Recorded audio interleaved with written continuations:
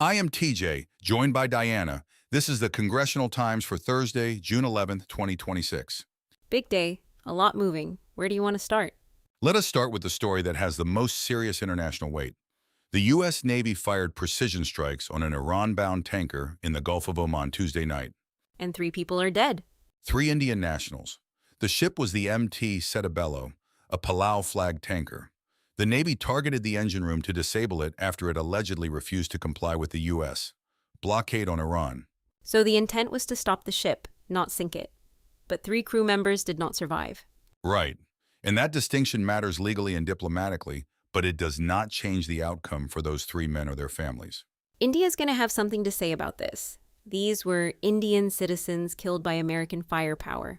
That is exactly the diplomatic variable here. India is one of our most important Indo-Pacific partners. We have been building that relationship carefully for years. And India also has its own complicated relationship with Iran.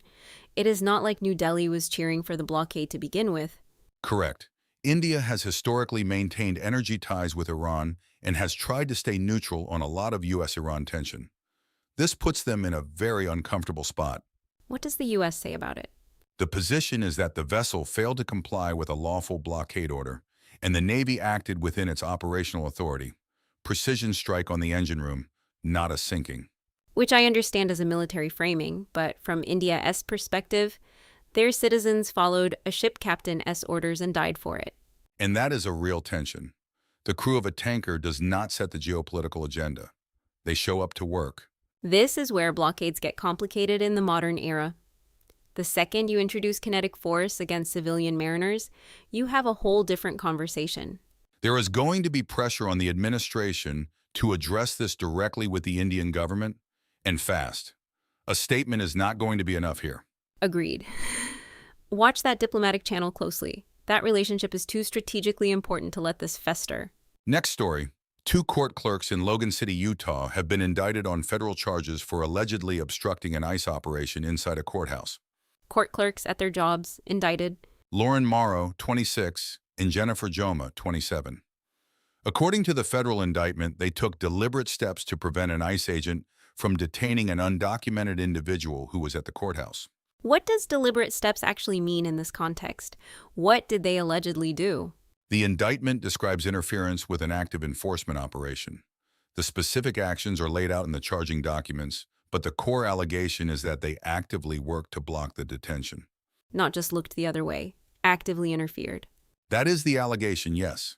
And that is what makes this a federal obstruction question, not just a policy disagreement.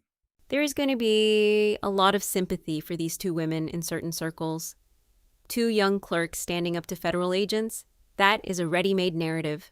Sure, but the legal question is separate from the sympathetic narrative. If you are a state court employee and you actively interfere with a federal law enforcement operation, there are consequences. And this is going to test exactly how far federal obstruction law extends to state employees acting in the course of their duties. That is the interesting legal line here. These are not rogue actors. They were at work in a courthouse, arguably on the clock. Which makes the case more complicated, not less. Their defense is probably going to center on the idea that they were following state court policy or norms. And the federal government is going to argue that federal law supersedes whatever the local courthouse culture is when it comes to immigration enforcement. This case is going to be worth watching. It could set a real precedent for how far state and local employees can push back on federal enforcement activity. Quick break. If you or someone you love is navigating life insurance or annuities, Policy Prepper breaks it all down in plain English. No sales pitch, just real information. Check it out at policyprepper.com. Policyprepper.com. Bookmark it. Now back to the stories. FBI Director Kash Patel has something to show for his new Most Wanted Fraudsters list. The first arrest happened today. Already? That list is pretty new. Said Abdullahi Arig, a former Minneapolis grocery and deli owner, surrendered to federal authorities this morning. He is the first person taken off that list. Surrendered voluntarily. That is interesting. The list did its job before an arrest team even had to show up. Which is kind of the point of a most wanted list, right? Public pressure, public awareness. Sometimes people just come in. What are the charges? The full charging documents were not publicly enumerated at the time of reporting, but this is a fraud case. The list is specifically for financial crimes, not violent offenders. which is a deliberate choice by Patel. He is signaling that white-collar and fraud cases are a priority, not just an afterthought. The traditional 10 Most Wanted list has been around since 1950. This is a separate parallel track specifically for fraudsters. That is a meaningful institutional shift.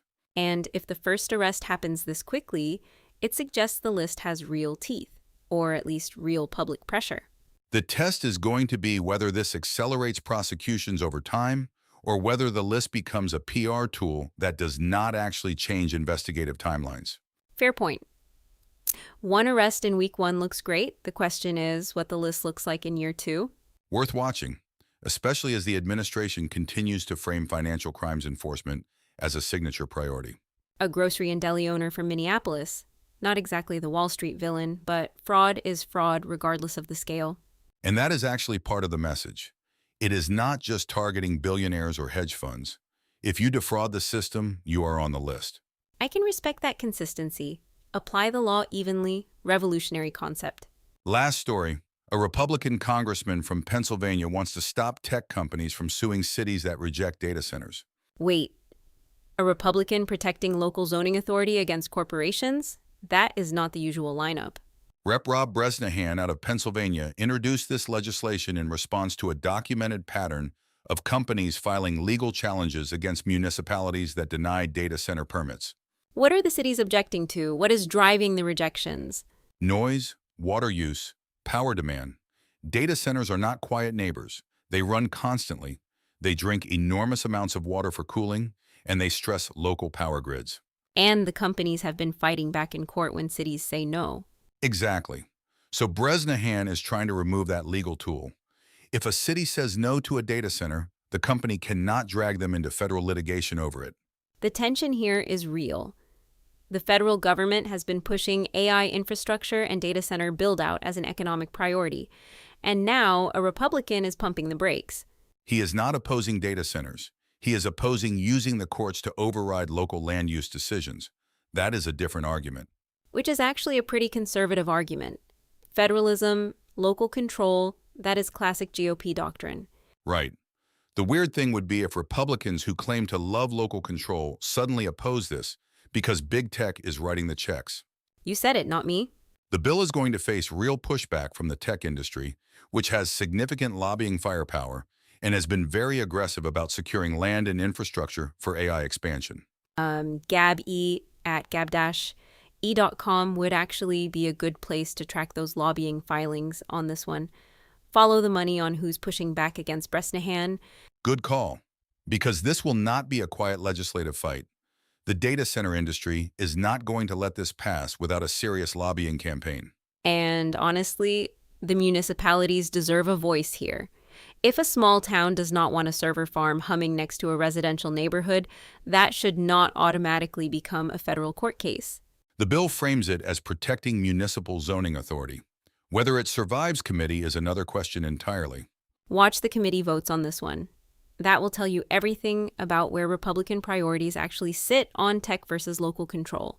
That is the Congressional Times. Find us at thecongressionaltimes.com for deeper intelligence, money trails, lobbying filings, data nobody else is pulling. Visit GabE at gab-e.com. And if you enjoy the show, please subscribe and leave us a review. Thanks for listening. Stay informed, stay sharp, and we will see you tomorrow.